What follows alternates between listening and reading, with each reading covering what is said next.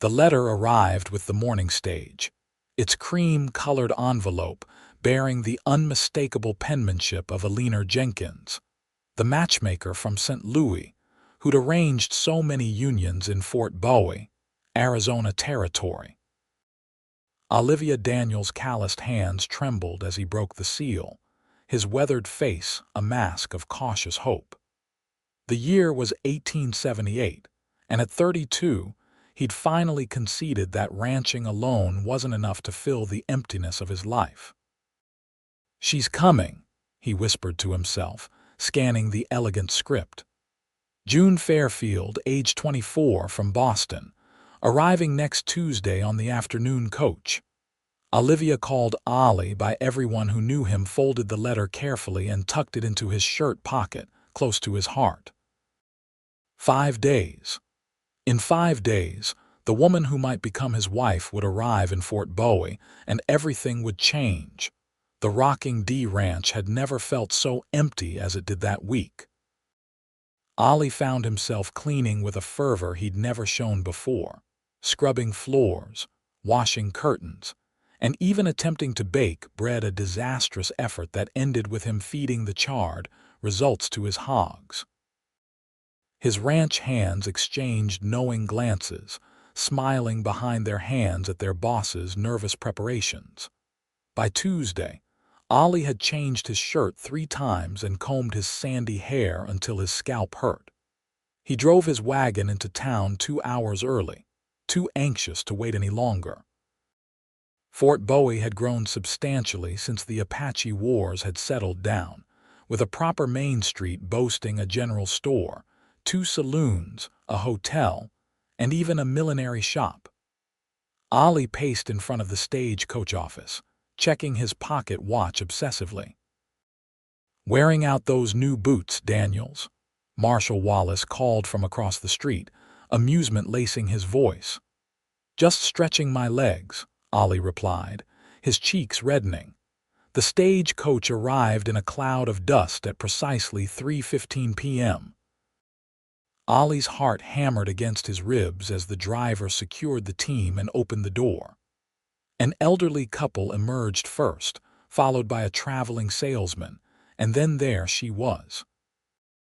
June Fairfield stepped down from the coach with the grace of a deer, her gloved hand accepting the driver's assistance.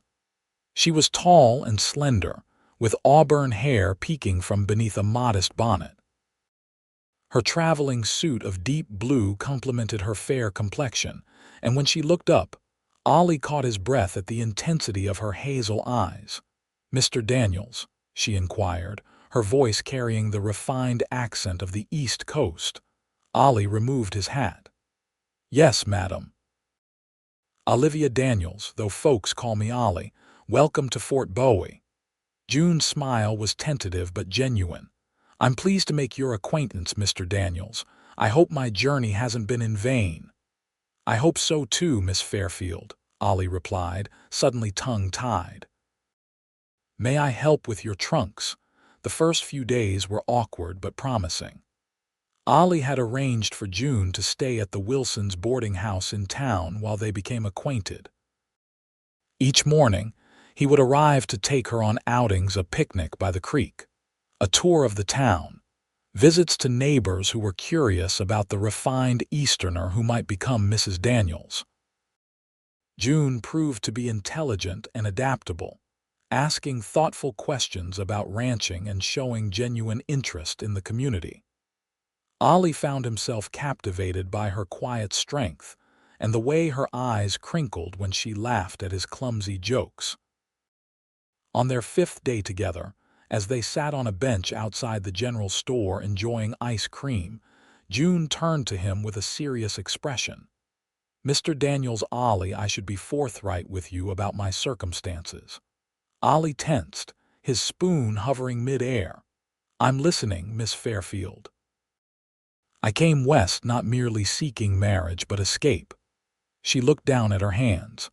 "My father's business failed last year, and with his death shortly after, I found myself without resources or protectors. There were Complications with a former suitor that made Boston increasingly uncomfortable for me. Complications? Ollie asked gently, June's voice lowered. He was from a prominent family and grew possessive. When I refused his proposal, he spread rumors about my character. In Boston society, such accusations can ruin a woman standing irreparably. Ollie felt a surge of protective anger. That isn't right. It isn't, she agreed, but it's the world we live in. I want you to know that the accusations were false, but they follow me nonetheless. Ollie set down his ice cream and, after a moment's hesitation, covered her gloved hand with his. Miss Fairfield, June, we've all got parts of our past we'd rather leave behind. Out here, folks generally judge you on what they see, not what they hear. The gratitude in her eyes warmed him through. Thank you, Ollie. Their courtship proceeded with cautious optimism. June moved into the small guest cabin on Ollie's property, with his housekeeper, Mrs. Patterson, serving as chaperone. Each evening they would sit on the porch, watching the sunset paint the desert in golds and purples, sharing stories of their lives and building tentative dreams of a future together. By the third week, Ollie was certain. He arranged a special dinner with Mrs. Patterson cooking her famous beef stew, and afterward, as they walked in the moonlight, he asked June to be his wife. I know it's sudden, he said, his voice husky with emotion, but I believe we could build something good together. I can't offer the refinements you had in Boston, but I promise to work every day to make you happy. June's eyes glistened with tears. Ollie, I would be honored to be your wife. The wedding was planned for October, giving them 2 months to prepare. June threw herself into learning ranch management, determined to be a true partner to Ollie rather than merely a decorative wife.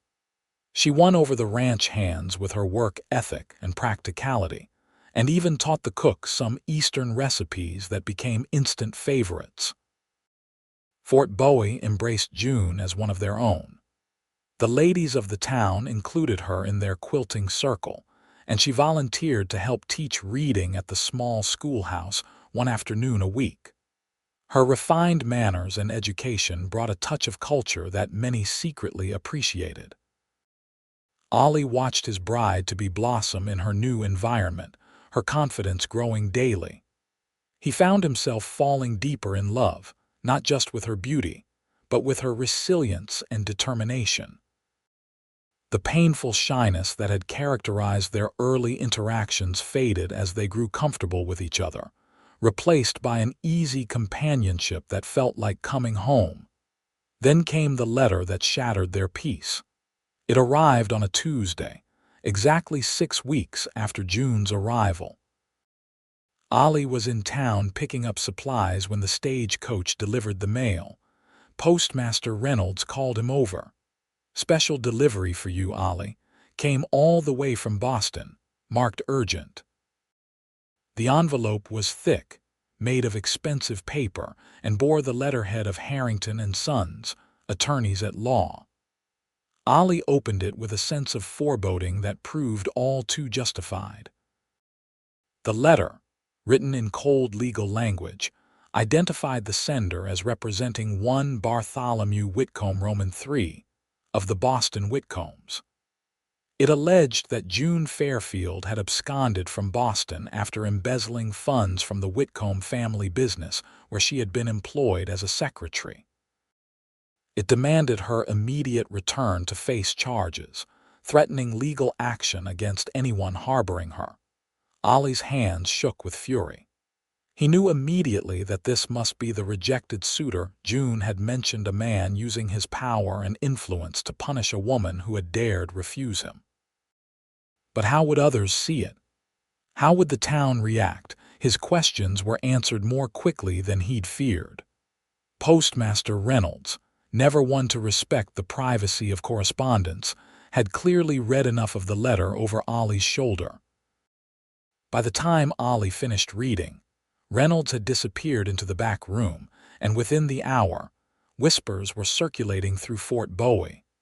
Ollie rode home immediately, finding June in the vegetable garden, her sleeves rolled up as she harvested late summer tomatoes. The sight of her so at home, so clearly belonging on his land, strengthened his resolve. "June," he called softly, dismounting. She looked up, her smile fading as she saw his expression. "What's happened?" Wordlessly, he handed her the letter.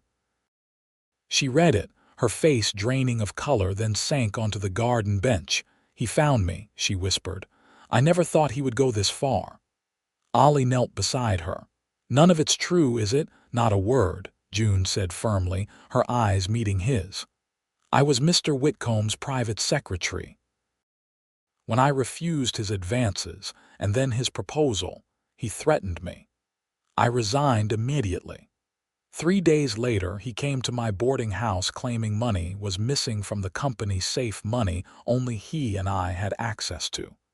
He said he would forget the matter if I would reconsider his proposal." Her voice hardened. "I left Boston that night." Ollie believed her without hesitation, but he knew others would not be so trusting. "The town's already talking." Reynolds saw the letter. June's shoulders slumped. "Then it begins again. The whispers, the judgment." She looked at him with resigned sadness. "I'll understand if you wish to end our engagement, Ollie. This scandal could harm your standing in the community." "That's not happening," Ollie said firmly. He took her hands in his. "We'll face this together." But the next morning proved how naive that promise had been. Ollie rode into town for a scheduled meeting with the Cattle Buyers Association, only to find himself met with cold shoulders and suspicious glances. The meeting itself was tense, with several members finding excuses to postpone business with him. Afterward, Marshal Wallace pulled him aside. "Got a minute, Daniels?" They walked to the marshal's office, where Wallace closed the door for privacy. "Thought you should know there's been talk about your fiancé. Serious allegations." "Baseless ones," Ollie responded tightly. Wallace sighed. "Maybe so, but in the eyes of the law, I'd have to hold her if an official warrant comes through. Mr. Whitcomb is apparently a man of considerable influence. She's innocent, Wallace."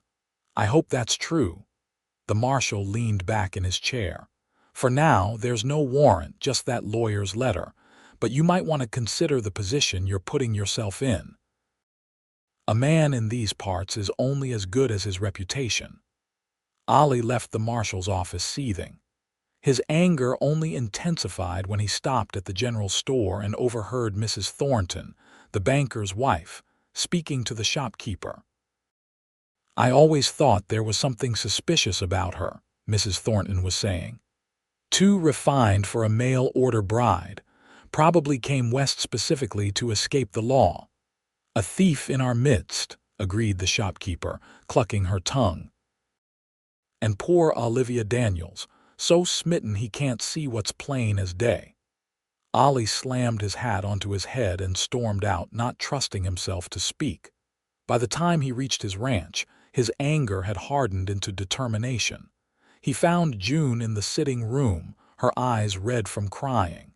"Mrs. Patterson gave notice," she said quietly. "She said she can't work in a house with someone of questionable character." Ollie cursed under his breath. "Let her go. We don't need people like that." "But we do," June said, rising to pace the room. "This is your home, your community. I won't be the reason you lose everything you've built." She turned to him, her face resolute despite her tears. "I should leave, Ollie, go somewhere new, start over again. And let that bastard win." Ollie shook his head vehemently. "No, we're going to fight this." But fighting proved difficult when the entire town seemed determined to believe the worst.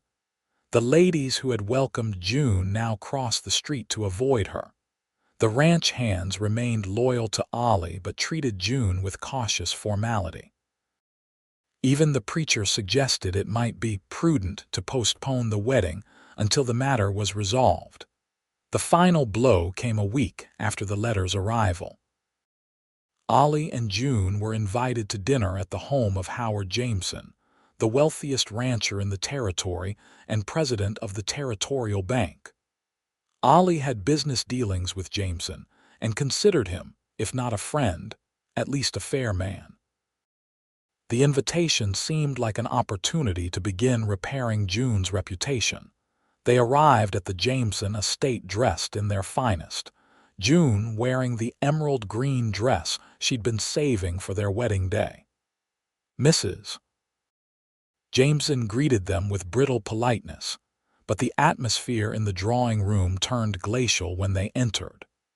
Every prominent citizen of Fort Bowie was present, staring at them with expressions ranging from curiosity to outright hostility.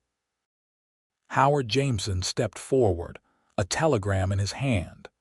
"Mr. Daniels, Miss Fairfield, I'm afraid I've received some disturbing information that necessitates a difficult conversation."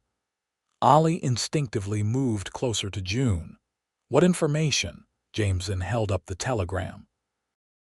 "This arrived from the Territorial Governor's office today. It seems Mr. Bartholomew Whitcomb Roman III has considerable political connections. He's pressing charges of embezzlement against Miss Fairfield, with documentation apparently proving she stole over $5,000. A murmur rippled through the assembled guests. "That's impossible," June said, her voice remarkably steady. "I never had access to such sums." "Perhaps not," said Jameson, "but Mr. Whitcomb has provided bank records showing deposits to an account in your name. The governor has asked me, as a territorial representative, to ensure this matter is handled properly." "Meaning what exactly?" Ollie demanded. Jameson's expression was cold. "Meaning, Mr. Daniels, that Miss Fairfield has two choices. She can return to Boston voluntarily to face these charges, or she will be arrested and extradited when the official warrant arrives, likely within the week." June swayed slightly, and Ollie wrapped an arm around her waist to steady her. "Furthermore," Jameson continued, looking around the room, "the community of Fort Bowie has certain standards. We cannot condone having a wanted criminal among us. I speak for many when I say that Miss Fairfield is no longer welcome in our town." "This is a mockery," Ollie growled. "You're condemning her without a trial, without even hearing her side." "The evidence speaks for itself," said Mrs. Thornton from across the room. "I think it would be best if the young woman were returned to face justice." "Returned?" Ollie repeated incredulously. "She's not a package to be sent back when you decide you don't want her." June stepped forward, her head held high despite the tears threatening to spill. "I understand your concerns. I cannot prove my innocence from here, and I would not wish to bring discord to your community." Her voice caught. "I will make arrangements to leave." "June, no," Ollie protested. She squeezed his hand gently. "It's the only way, Ollie." They left the Jameson estate in silence, the weight of the town's judgment pressing down on them like a physical burden. As they drove home in the wagon, June finally broke down, sobbing into Ollie's shoulder while he held her tight, his own heart breaking. "I can't go back to Boston," she whispered. "Bartholomew will ensure I'm convicted. His family owns half the judges in Massachusetts." "You're not going back," Ollie said firmly, "and you're not running somewhere new either. This ends here." The next morning, Ollie rose before dawn. He kissed June's sleeping forehead, then rode into town with a plan forming. His first stop was the telegraph office, where he sent messages to contacts in Tucson and Santa Fe. Next, he visited his lawyer, Nathan Burrows, who listened to the full story with increasing indignation. "It's a clear case of malicious prosecution," Burrows concluded. "But proving it won't be easy, especially with Whitcomb's resources." "I don't need easy," Ollie replied. "I just need possible." Burrows tapped his fingers on his desk thoughtfully. "I have a colleague in Boston who might help gather information. And we could petition for a hearing here before any extradition. Make Whitcomb come to us with his evidence. Do it, Ollie said, whatever it costs.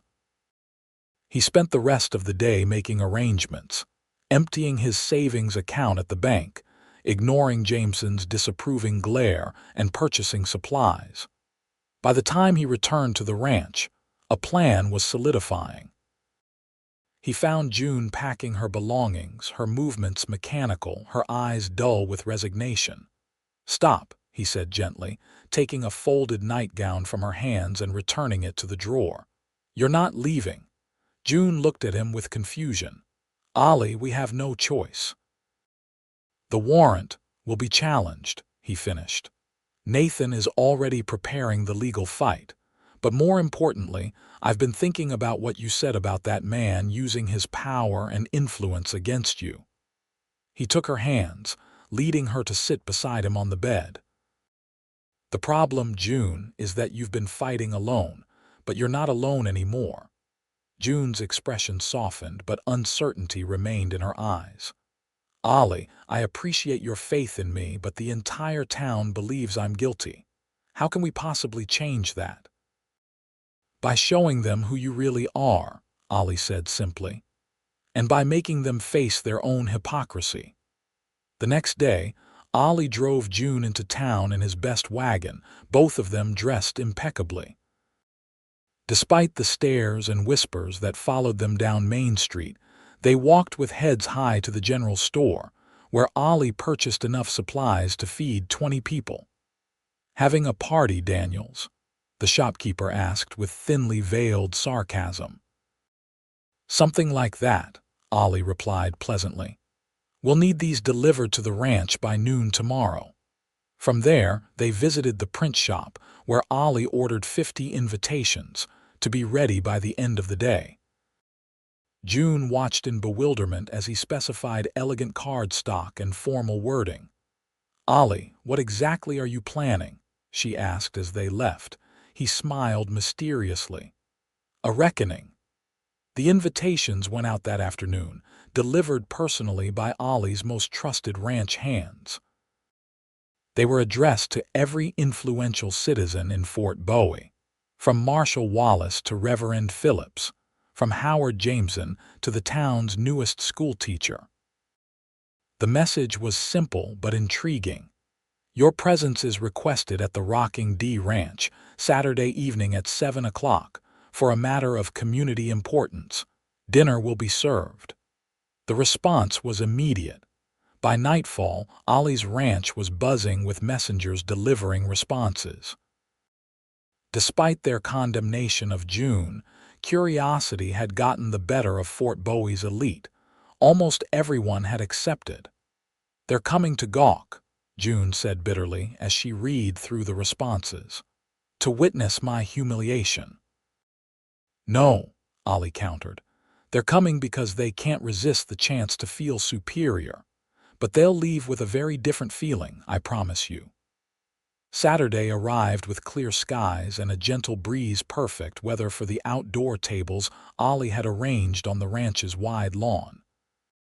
Lanterns hung from tree branches, and wildflowers graced every table. June, despite her anxiety, had thrown herself into the preparations, creating a setting of surprising elegance. At precisely 7 o'clock, the guests began to arrive. Many came with visible reluctance, their social obligation warring with their disapproval. June stood beside Ollie at the entrance to the lawn, greeting each arrival with impeccable manners that made their cold responses seem all the more churlish. Once everyone was seated, servants began bringing out the first course, a delicate soup that June had taught the cook to prepare. Conversation was stilted, with neighbors who would normally chat amiably now separated by their positions on the June Fairfield situation. After the soup plates were cleared, Ollie stood, tapping his glass for attention. The murmur of conversation died away and all eyes turned to him. "Ladies and gentlemen, thank you for coming tonight. I know many of you are wondering why you're here given the circumstances." He glanced at June, who sat with her back straight, her expression composed. "The answer is simple. I wanted you all gathered in one place when I tell you that I intend to marry June Fairfield this Sunday." Gasps and mutters erupted around the tables. Howard Jameson rose to his feet. "Daniels, have you lost your mind? The woman is facing criminal charges, alleged charges," Ollie corrected calmly. "Based on the word of a man none of you have met, against a woman many of you welcomed into your homes just weeks ago." "Evidence has been presented," Mrs. Thornton interjected. "Has it?" Ollie countered. "Has anyone here actually seen this evidence, or are you simply repeating what you've been told?" He paused, looking around at the uncomfortable faces. "I thought not." He moved to stand behind June's chair, placing his hands on her shoulders.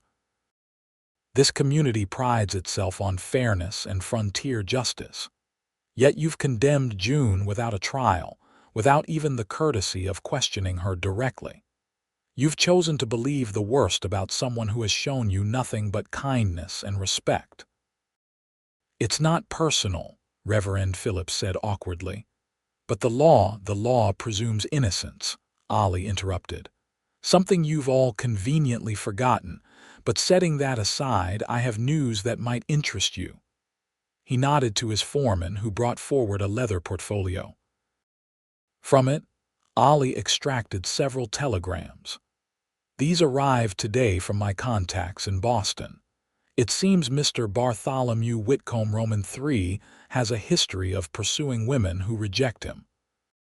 3 previous secretaries left his employ under similar circumstances, accusations of theft that were later quietly dropped." This revelation caused a stir among the guests.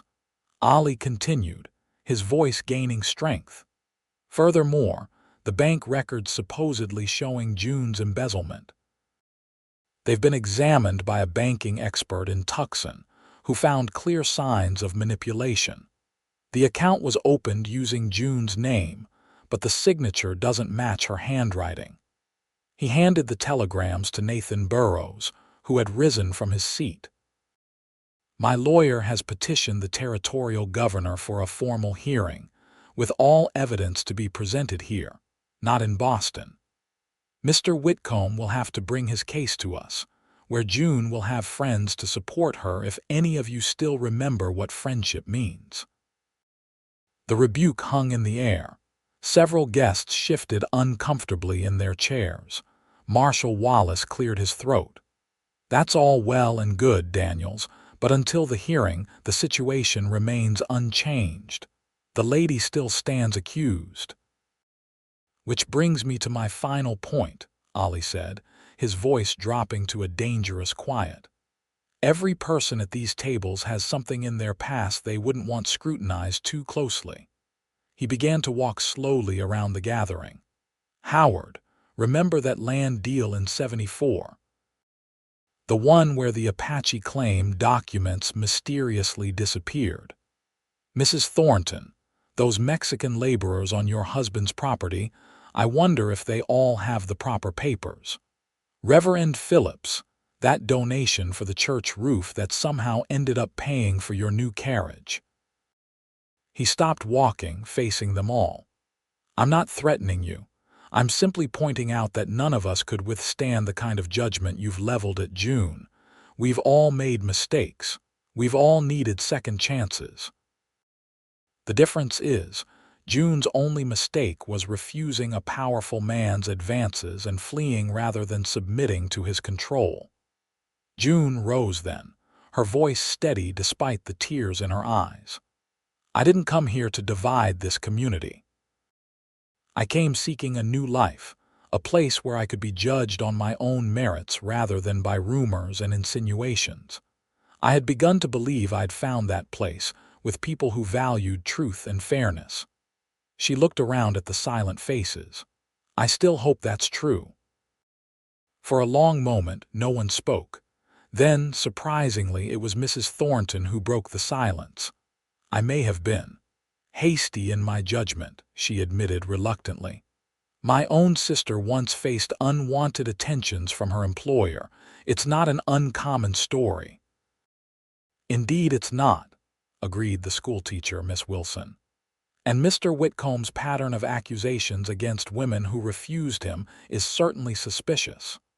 Slowly, the tide of opinion began to turn. Questions were asked, not accusingly but with genuine interest in June's side of the story. She answered with quiet dignity, never accusing or bitter, simply stating the facts of her experience. By the time dessert was served, June's Boston cream pie, a recipe she'd brought from home, the atmosphere had transformed. Not everyone was completely convinced, but most were at least willing to suspend judgment until the hearing. As the evening wound down and guests began to depart, many approached June and Ollie with tentative apologies and expressions of support. Howard Jameson was among the last to leave. "Daniels," he said gruffly, "I still have reservations, but I admire the way you've stood by your lady. Not many men would have the courage to challenge an entire town." Ollie nodded acknowledgement. Anyone worthy of her would do the same. After the last guest had gone, June collapsed into Ollie's arms, emotionally exhausted but relieved. "Do you really think it worked?" she asked. "I think we've bought time and planted seeds of doubt," Ollie replied. "The rest will depend on what happens at the hearing. And if it goes badly—" Ollie gazed down at her, his expression resolute. "Then we'll face it together. But I meant what I said about Sunday." June's eyes widened. "You still want to marry me, now, more than ever," Ollie confirmed. "Whatever comes, I want to face it as husband and wife." The next morning, they were surprised by a visit from Reverend Phillips, who arrived looking distinctly uncomfortable. "Mr. Daniels, Miss Fairfield," he began haltingly, "I've come to apologize for my rush to judgment. After much prayer and reflection, I believe I allowed the opinions of others to cloud my Christian duty to presume the best of my neighbors." He twisted his hat in his hands. "If you still wish to be married today, I would be honored to perform the ceremony." Ollie looked to June, who nodded with tears in her eyes. "We would be grateful, Reverend," Ollie said. Word spread quickly through Fort Bowie. The wedding would take place at sunset at the small church on the edge of town. To June and Ollie's astonishment, nearly the entire community appeared, many bringing food or flowers or offers of help. June wore a simple ivory dress that Mrs. Wilson, the schoolteacher, had helped her alter from her Sunday best. Ollie wore his only suit, freshly pressed. The church was decorated with wildflowers gathered by the children of the town, who had always liked June for the stories she read them on her teaching days. As June walked down the aisle toward Ollie, she felt the weight of the past weeks lifting. The faces around her were no longer suspicious but supportive, even celebratory.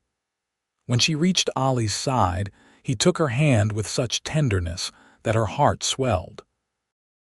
"Dearly beloved," began Reverend Phillips, "we are gathered here today to witness the union of two souls who have already demonstrated the meaning of for better or for worse." The ceremony was brief but deeply moving. When Ollie slipped the ring onto June's finger, a simple gold band that had belonged to his mother, his voice broke as he repeated the vows. June's response was clear and firm, her eyes never leaving his face. "I now pronounce you husband and wife," declared Reverend Phillips. "What God has joined together, let no man put asunder." Ollie's kiss was both gentle and fiercely possessive, a promise and a claim. The church erupted in applause, and as they turned to face their community, June was overwhelmed by the transformation. These were the same people who had condemned her days earlier, now offering congratulations and well wishes. The celebration moved to the town square, where tables had been hastily assembled and loaded with food. Someone produced a fiddle, and dancing began under the stars. Ollie held June close during every slow dance, his protective embrace a fortress against the world. "I never thought I'd have this," June confessed quietly. "A husband who believes in me, a community willing to accept me." "You deserve all this and more," Ollie whispered back. "You're worthy, June. Don't ever let anyone make you doubt that again." The newlyweds' happiness was interrupted 3 days later by the arrival of a telegram from the territorial governor. The hearing had been scheduled for the following week, with representatives from both the territory and Massachusetts expected to attend. Among them would be Bartholomew Whitcomb Roman III himself. "Good," Ollie said grimly when they received the news. "I want to look the man in the eye." "I'm frightened," June admitted that night as they lay in bed. "Bartholomew has resources and connections we can't match." Ollie pulled her closer.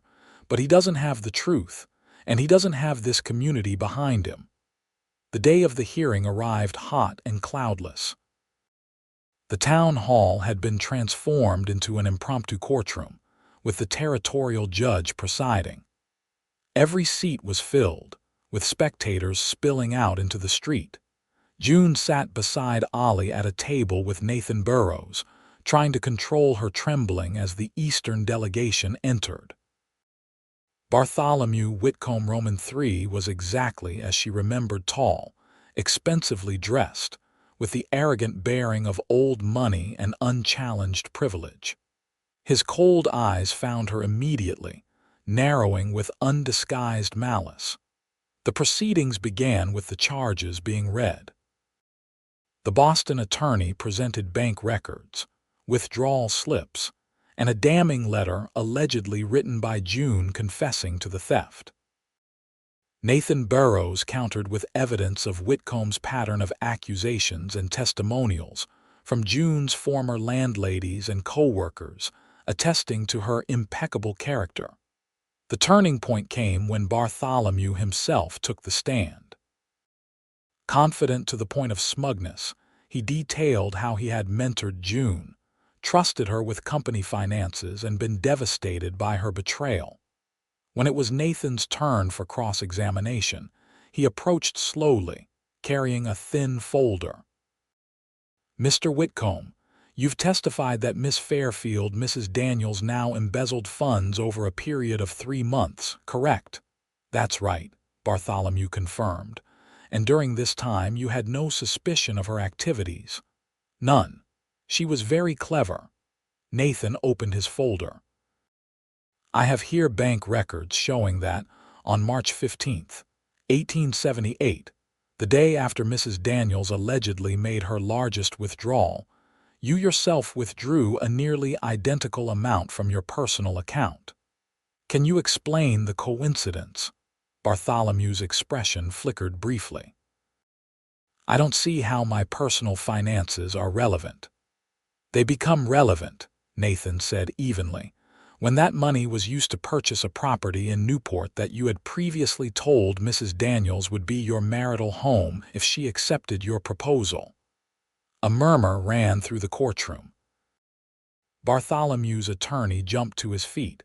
"Objection! Mr. Burrows is making unfounded insinuations." The judge overruled him. "The witness will answer the question." "It's preposterous," Bartholomew blustered. "The woman is a thief trying to cast blame elsewhere." "Then perhaps you can explain this," Nathan continued, extracting another document. "This is a statement from the bank manager at First Boston Bank, confirming that the account in June Fairfield's name was opened by a man, not a woman, and that the signature on the account documents does not match other examples of Mrs. Daniels' handwriting." Bartholomew's face reddened. That's absurd. She must have disguised her writing." Nathan approached the bench, handing the judge several papers. "Your Honor, we have additional statements from 2 former secretaries of Mr. Whitcomb's, detailing similar false accusations after they rejected his advances. Both women were too frightened of his family's influence to press charges, but they've provided sworn affidavits." As Nathan continued his methodical dismantling of Bartholomew's case, June felt Ollie's hand tighten around hers. The momentum was shifting, the truth emerging from beneath layers of lies. By late afternoon, Bartholomew's composure had cracked entirely. His contradictions and evasions had become so obvious that even his own attorney looked uncomfortable. The judge called a recess to consider the evidence. As the court emptied, Bartholomew stormed toward June, his face contorted with rage. Ollie immediately stepped between them. "You worthless frontier savage," Bartholomew spat at Ollie. "Do you have any idea who you're dealing with? My family can destroy you with a word." Ollie's response was quiet but steel-edged. "Out here, Mr. Whitcomb, a man stands on his own character, not his family name, and right now your character isn't looking too sturdy." Marshal Wallace appeared beside them. "Is there a problem here, gentlemen?" Bartholomew glared at June over Ollie's shoulder. "This isn't over," he threatened, before stalking away. When court reconvened an hour later, the judge's expression was grave. "Having reviewed the evidence presented, I find significant reason to doubt the charges against Mrs. June Daniels." The inconsistencies in Mr. Whitcomb's testimony, combined with the pattern of similar accusations against women who refused his attentions, cast serious doubt on the veracity of these claims. He shuffled his papers. "I am dismissing all charges against Mrs. Daniels.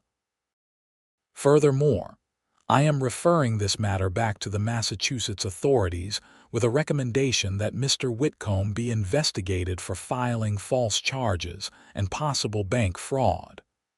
The courtroom erupted in cheers. June collapsed against Ollie, sobbing with relief. Around them, their neighbors pressed close, offering congratulations and support.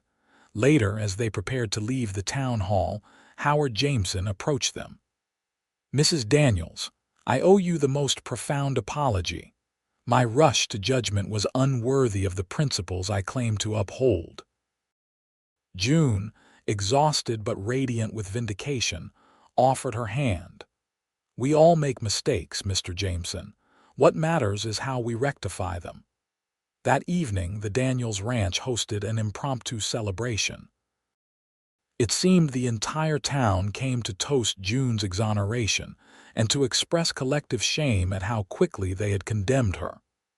"I've been thinking," Ollie said as they sat on their porch watching the party unfold across their lawn.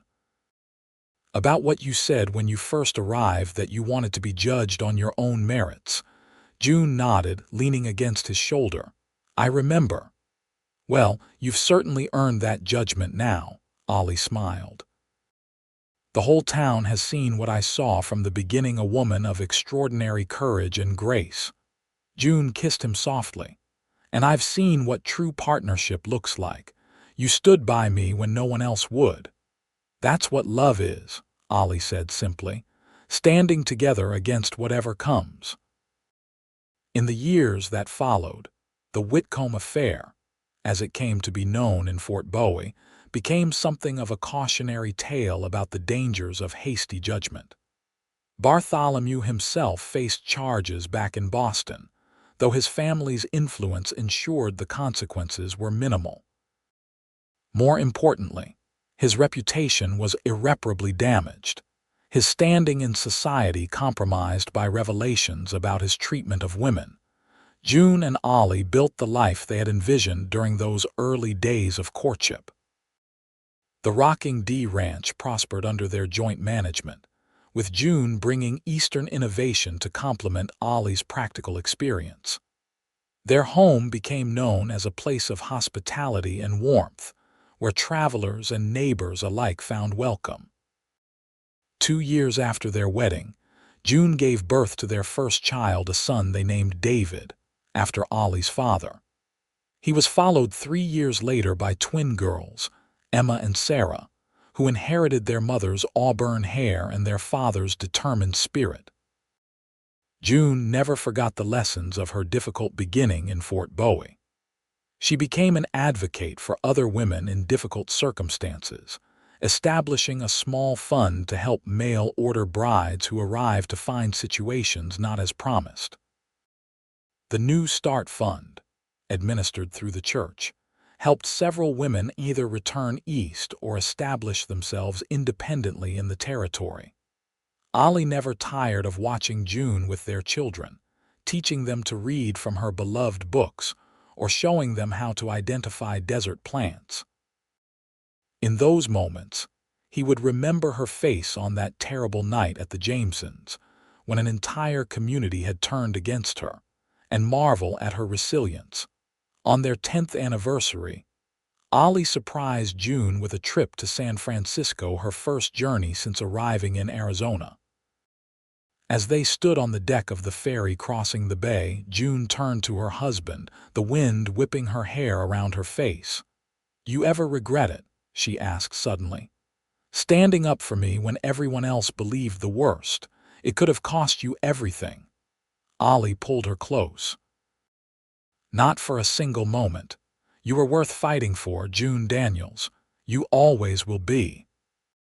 The setting sun gilded the water around them as they sailed toward the glittering city, their hands intertwined, their hearts still bound by the promise made in the face of judgment and doubt. That love, when true, stands boldly against all accusations. In Fort Bowie, their legacy continued to grow. Ollie eventually served as mayor for 2 terms, while June expanded her teaching from one afternoon to a full position at the growing school.